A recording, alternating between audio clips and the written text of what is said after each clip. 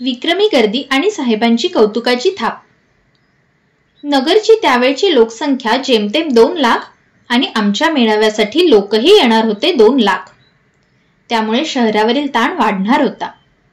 कायदा आणि सुव्यवस्थेचा प्रश्नही निर्माण होणार होता। ही परिस्थिती पाहून प्रशासन खडबडून जागे झाले। सगळीकडे हाच विषय चर्चेला होता। वडार समाजाच्या दृष्टीने ही अभिमानाची बाब होती।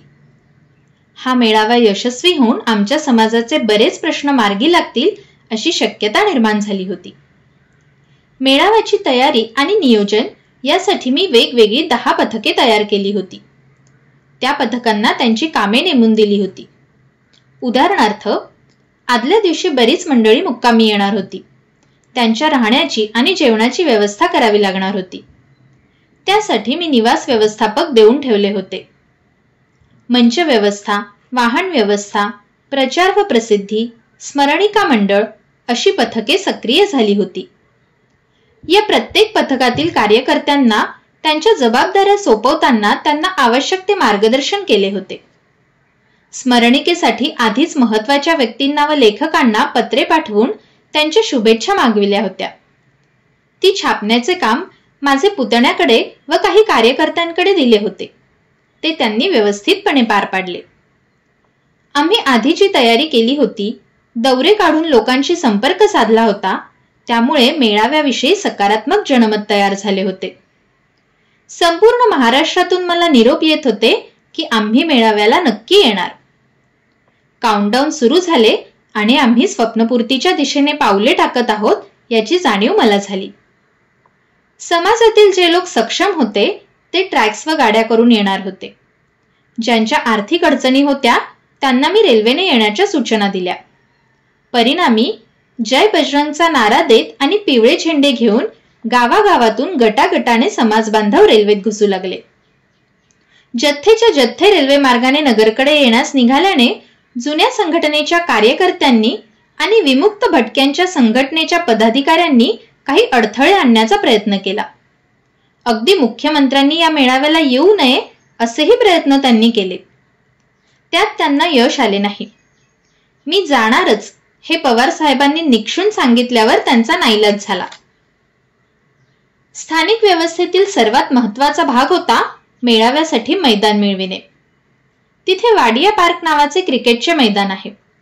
ते नगरपालिकेच्या अधीन होते। ते आम्ही मिळविले। खुद्द मुख्यमंत्री महोदय कार्यक्रमासाठी येणार असल्याने त्यासाठी फारशा अडचणी आल्या नाहीत। हे क्रिकेटचे मैदान असल्याने त्याला पॅव्हेलियन होते। मैदानाचा अंदाज घेतल्यावर माझ्या लक्षात आले की पॅव्हेलियन सोडून इतर जागेत 2 लाख लोक बसू शकणार नव्हते। 25 ते 30 हजार लोक बसू शकतील इतकीच पॅव्हेलियनची क्षमता होती। त्यामुळे स्टेज पॅव्हेलियनच्या विरुद्ध बाजूला घेण्याचा निर्णय मी घेतला। कारागिरांना तशा सूचना देऊन कामाला लावले। शिष्टाचाराचा भाग म्हणून जिल्हाधिकारी आणि जिल्हा पोलीस निरीक्षक निरीक्षणासाठी आले। सभेला मुख्यमंत्री येणार असल्याने काही अनुचित प्रकार घडू नये याची तेही दक्षता घेत होते। त्यांनी आग्रह धरला की सुरक्षिततेच्या दृष्टीने स्टेज पॅव्हेलियनमध्येच असावे। मी त्यांना हर तऱ्हेने समजावून सांगितले की मेळाव्याला 2 लाखापेक्षा जास्त माणसे येणार आहेत। त्यामुळे स्टेडियमच्या बाहेरची गर्दीही नियंत्रणात येणार नाही। सुव्यवस्था बिघडू नये यासाठीच दुसऱ्या बाजूला स्टेज बनवतोय। तरीही ते दोघे माझे म्हणणे ऐकण्यास तयारच नव्हते। मी शेवटी ठेवणीतले हत्यार वापरले। त्यांना म्हणालो की मी सीएम साहेबांना फोन लावतो, आपण दोघेही त्यांनाच काय ते सांगा। कार्यक्रमाच्या निमित्ताने माझे सीएम साहेबांशी बोलणे सुरू होते हे त्यांना माहिती होते। त्यामुळे त्यांनी नाईलाजाने आम्हाला परवानगी दिली। स्टेजचे काम करायला सांगून मी निवास व्यवस्थेचा आढावा घेतला। आदल्या दिवशी 40,000 लोक मुक्कामी येणार याची मला खात्री होती। जून महिना असल्याने शाळांना सुट्ट्या होत्या। राष्ट्रीय स्वयंसेवक संघाच्या वतीने हिंद सेवा मंडळामार्फत नगरमध्ये त्यावेळी अनेक शाळा चालविल्या जात होत्या। डॉक्टर रानडे हे त्या संस्थांचे अध्यक्ष होते। त्यांचा मुलगा माझ्याकडे वैद्यकीय अधिकारी होता। ती जबाबदारी त्याच्यावर सोपवली। त्यांनी सर्व शाळा व धर्मशाळा ताब्यात घेतल्या। तिथे शिपाई आणि पाण्याची व्यवस्थाही करून दिली। आमचे नियोजन चोख होते। स्वप्नपूर्तीच्या दिशेने पावले पडत होती। समाजाचे ऐक्य साधून चांगली वातावरण निर्मिती झाली होती. वैद्यकीय क्षेत्रातला एक अधिकारी समाजाच्या भल्यासाठी पुढे येतो आणि समाजाचे इतके मोठे संघटन घडवितो ही नवलाई सगळे अनुभवत होते, जवळून पाहत होते, त्याचे साक्षीदार होत होते. ठरल्याप्रमाणे मुख्यमंत्री साहेबांनी जिल्हाधिकाऱ्यांकडून सभेबाबत माहिती घेतली. किती लोक जमतील याचा अंदाजही त्यांनी विचारला. जिल्हाधिकारी त्यांना म्हणाले की आजच 30 ते 40 हजार लोक आलेत. उद्या गर्दी प्रचंड वाढण्याची शक्यता आहे.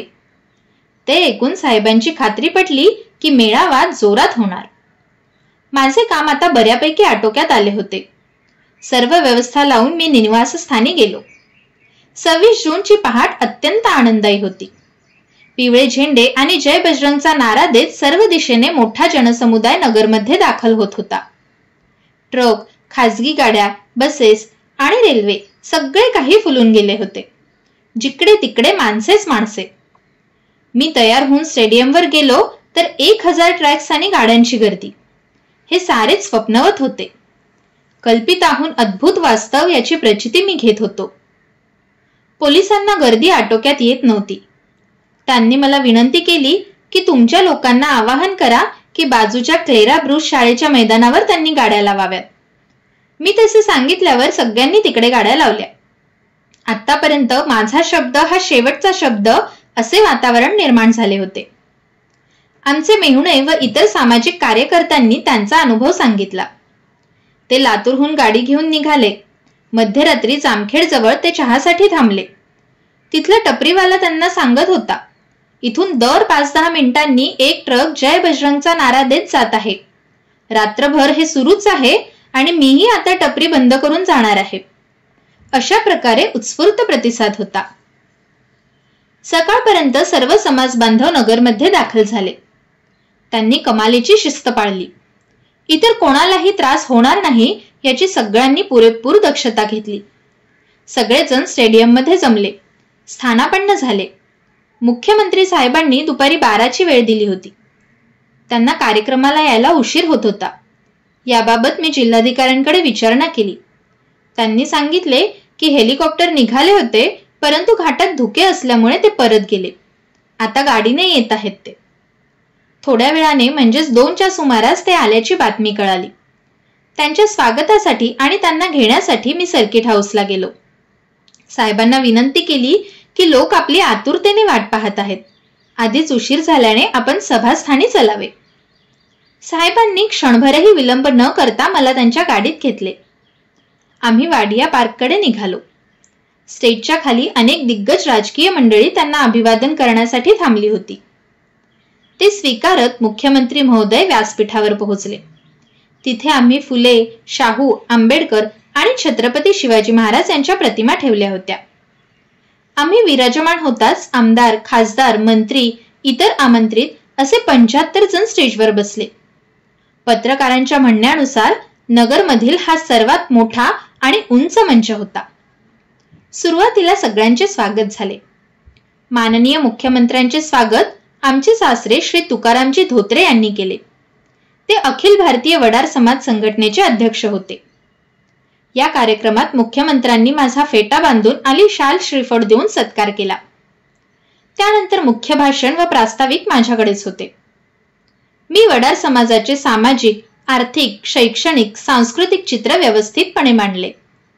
समाजाला वर आणण्यासाठी व त्यांना त्यांचे नैसर्गिक हक्क मिळविण्यासाठी 9 मागण्या मुख्यमंत्र्यांकडे सादर केल्या.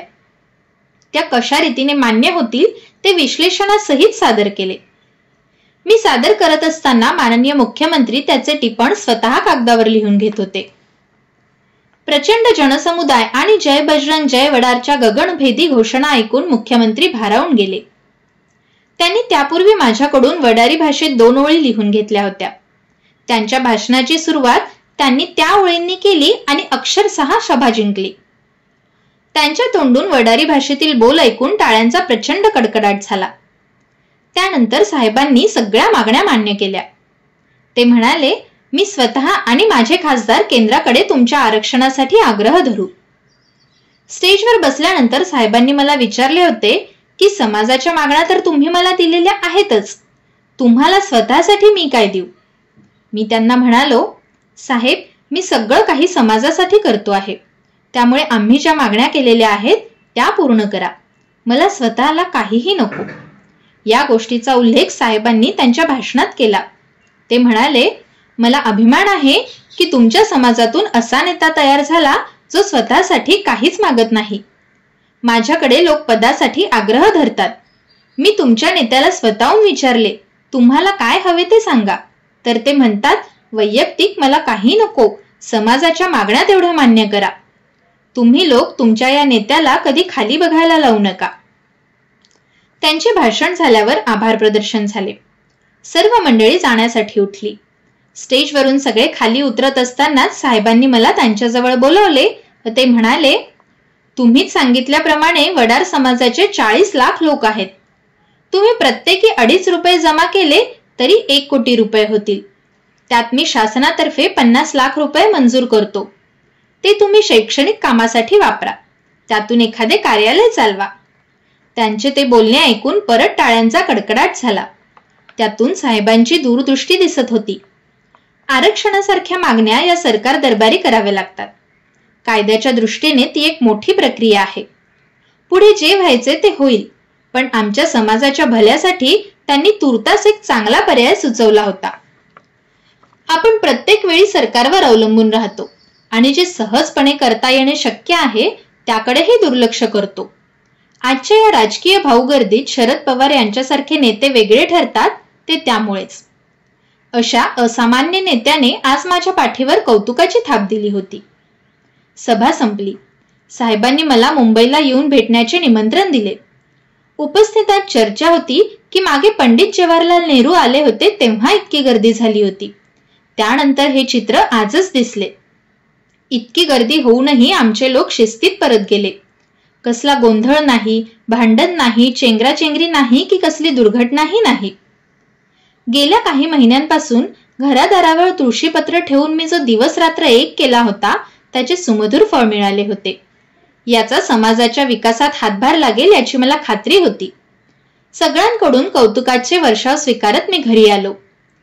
एका भारावलेल्या आणि मंत्रमुग्ध अवस्थेत हा सगळा घटनाक्रम माझ्या डोळ्यासमोरून फिरत होता. खरं तर मी एक सिव्हिल सर्जन. लोकांच्या आरोग्यावर उपचार करणं हे माझं काम. मात्र त्यांच्या आरोग्याबरोबरच त्यांची मनाची आणि जगण्याची काळजी करू लागलो आणि त्यातून हे सारं घडत गेलं. परिवर्तन ही एका रात्रीत होणारी प्रक्रिया नाही. त्यासाठी पिढ्यानपिढ्या खपावं लागतं. आम्ही जे काही पेरतोय त्याची फळं पुढच्या पिढीला मिळतील म्हणून हे झाड लावलं.